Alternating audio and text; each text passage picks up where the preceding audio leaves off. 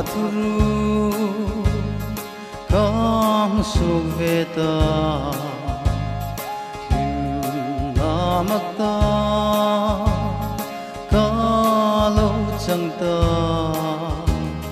dang sung nia lung oi nama kalau changta chun thu in siêu kati za in oi kati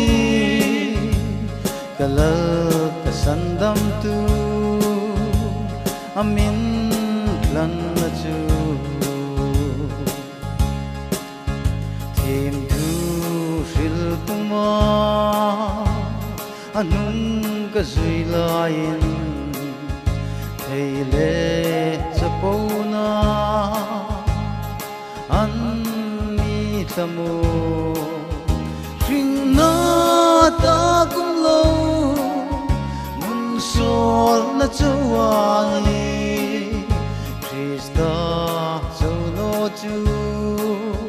nun chol na no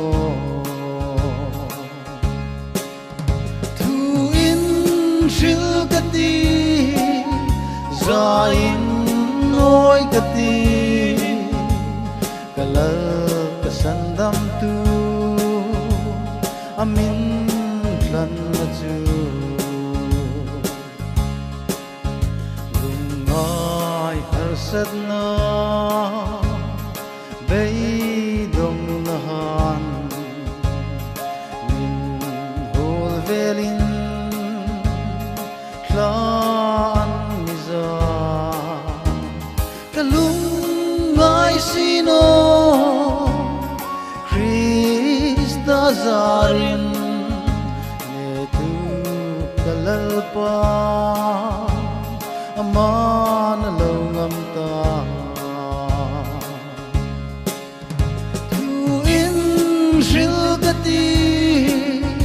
zarin oi kati kalal kasandam tu amin klan na chu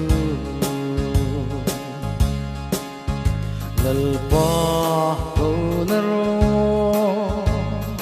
chang ve dingin ka hring nun na hin thu tim ge tak chu timin kan hlan ta si Krista chun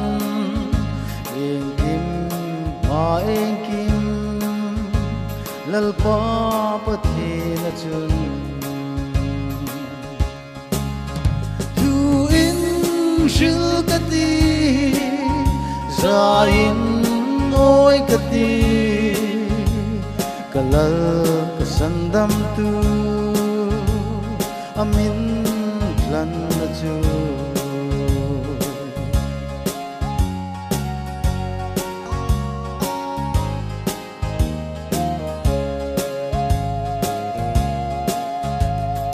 Hallelujah, amen, amen, amen, amo lalpa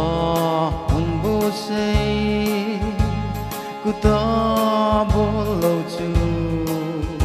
ay cheng na ding ani miting lim hai le kalal ram thuru angin lan sakati tu in shil kati zain noi kati kalal kasandam tu amin klan na chu kalal kasandam tu amin klan na chu